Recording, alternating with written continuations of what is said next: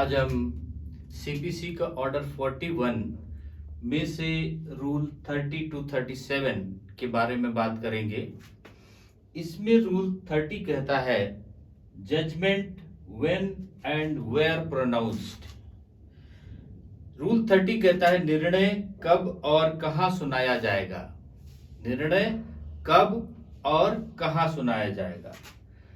जब अपील न्यायालय दोनों पक्षकारों के सारे एविडेंस और पक्षकारों के तर्क वितर्क सुनने के बाद जब फाइनल सुनवाई हो जाती है, तब उस पत्रावली का अच्छे से अवलोकन करने के पश्चात तुरंत निर्णय सुना सकता है या निर्णय सुनाने की कोई डेट फिक्स करता है और उस डेट पर दोनों पक्षकार या उनके प्लीडर उपस्थित होंगे, तब वह खुले न्यायालय में निर्णय सुनाएगा और उन निर्णय में पॉइंट ऑफ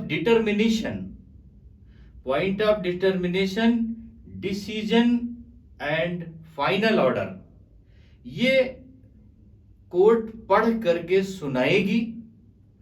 और संपूर्ण निर्णय को पढ़ना जरूरी नहीं है कि वो संपूर्ण निर्णय पढ़े, और संपूर्ण निर्णय की प्रति दोनों पक्षकारों को या उनके प्लीडरों को तुरंत उपलब्ध कराएगी।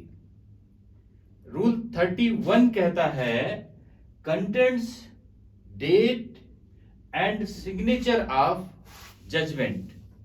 रूल 31 कहता है निर्णय की अंतर वस्तु, तारीख और हस्ताक्षर। ये बात होगी कि निर्णय के भीतर लिखा क्या क्या जाएगा। अंतर वस्तु का मतलब कि उस निर्णय में क्या क्या बातें लिखित होंगी। तो इसमें कहा कि निर्णय जो होगा उसमें पॉइंट ऑफ डिटर्मिनेशन, और उस पॉइंट ऑफ डिटर्मिनेशन का उन पर डिटर्मिनेशन, उनका फाइंडिंग और रीजन ऑफ डिसीजन कि वो डिसीजन क्यों हो रहा है, उसका कारण क्या है। अनुतोष लास्ट में कि जो लिखित होगा अनुतोष लिखेगा, और लिखने के पश्चात जब निर्णय को सुना देगा पक्षकारों के समक्ष, तब उस पर हस्ताक्षर और डेट डालेगा। हस्ताक्षर और डेट पहले नहीं पड़ेगी। जब निर्णय को सुना दिया जाएगा, कोर्ट सुना देगी, तब उस पर हस्ताक्षर और तारीख डालेगी। इसके बाद में रूल 32 कहता है व्हाट जजमेंट में डायरेक्ट। रूल 32 इसमें से कहता है कि निर्णय क्या निर्देश दे सकेगा। जो निर्णय है वह क्या निर्देश दे सकेगा। निर्णय में जो जिस डिग्री या ऑर्डर की अपील की गई है, उस डिग्री ऑर्डर की पुष्टि कि सही है या उसका पार्ट गलत है या वो निर्णय ही गलत है, इसकी पुष्टि करता है। उस निर्णय में उलटफेर कर सकता है, उस निर्णय को पलट सकता है या उस निर्णय को सही साबित कर सकता है। ये बात रूल 32 में कहा। रूल 33 कहता है power of court of appeal. Rule 33 कहता है कि अपील न्यायालय की शक्ति, अपील न्यायालय को पावर क्या है। तो अभी जैसे 32 में बताया, सेम पावर अपील न्यायालय की होती है। कोई ऐसी डिग्री या आदेश वो पारित कर सकता है जिसके खिलाफ में उसके पास में अपील की गई है। वह मामले में जो अपेक्षित है उसकी पूरी डिग्री को परिवर्तित कर सकता है, उसके डिग्री के किसी पार्ट को बदल सकता है, उसके बारे में अलग से निर्णय दे सकता है। पक्षकारों या किसी पक्षकार के बारे में जो उचित निर्णय है वो दे सकता है। ये सारे के सारे उसको वाद को, जो अपील को वाद रिमांड कर सकता, फिर से सुनवाई के लिए कर सकता है। ये सारे के सारे पावर अपील न्यायालय को होते हैं। अपील न्यायालय एविडेंस भी ले सकता है, अपील न्यायालय उसका इश्यूज भी बना सकता है, अपील न्यायालय उस एविडेंस को जिस कोर्ट ने डिग्री और आदेश पारित किया उसको लेने के लिए भी कह सकता है। अब रूल 34 कहता है dissent to be recorded. Rule 34 कहता है विसम्मत का लेखाबद्ध किया जाना। अपील अगर एक से अधिक न्यायाधीशों द्वारा सुनी जाती है, एक न्यायाधीश अगर सुनता है तो एक ही डिसीजन होगा। अगर एक से अधिक न्यायाधीश उस अपील की हियरिंग, उस अपील के बारे में सुनवाई करते हैं, तो कोई भी न्यायाधीश जो वो समझता है उसके हिसाब से अपना विनिश्चय, अपना आदेश कर सकता है और उसके बाद बहुमत के आधार पर उसका डिसीजन किया जाएगा। रूल 35 इसमें से कहता है डिक्री की तारीख और अंतर्वस्तु। ये इंपॉर्टेंट पॉइंट है रूल 35। इसमें कहा कि अपील न्यायालय की डिग्री ऊपर उस दिन की तारीख होगी जिस दिन निर्णय सुनाया जाएगा। अभी इसकी बात ऊपर हम बता चुके।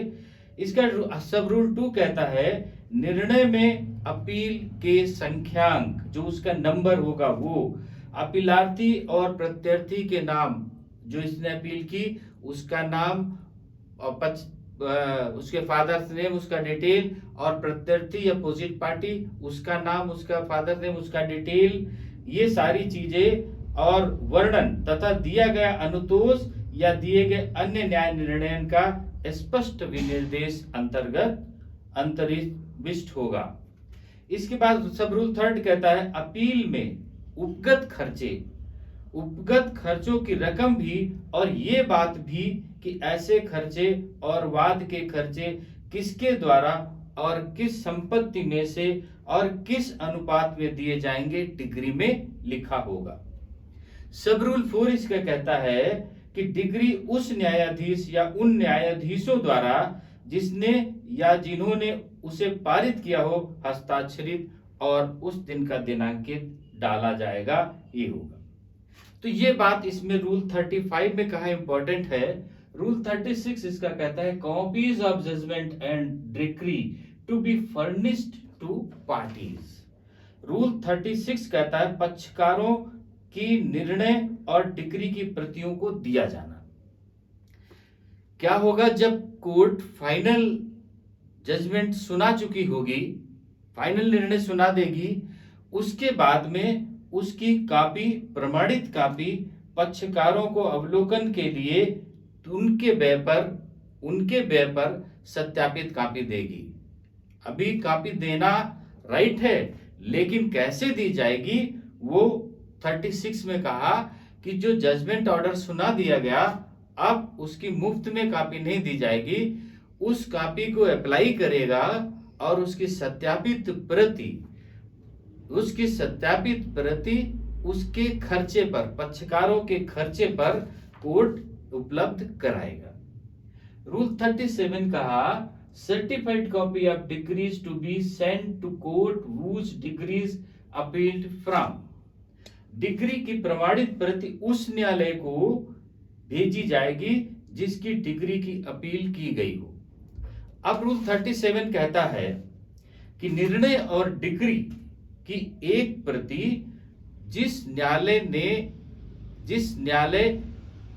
की डिग्री और अपील के खिलाफ में, डिग्री और आदेश के खिलाफ में अपील की गई है, तो अपीलेट कोर्ट उस जजमेंट की एक सत्यापित प्रति उस कोर्ट को भेजेगा और उस कोर्ट में मूल वाद पर संख्याकित कर उस पत्रावली में रजिस्टर्ड कर लगा दी जाएगी।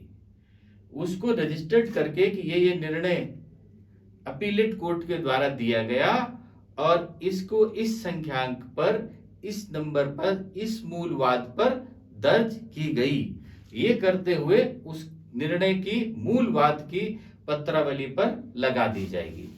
तो अभी अपील में क्या क्या होगा, रूल 30 to 37 में बता दिया गया। रूल 30 के पहले हम इसके पहले डिस्कस कर चुके हैं।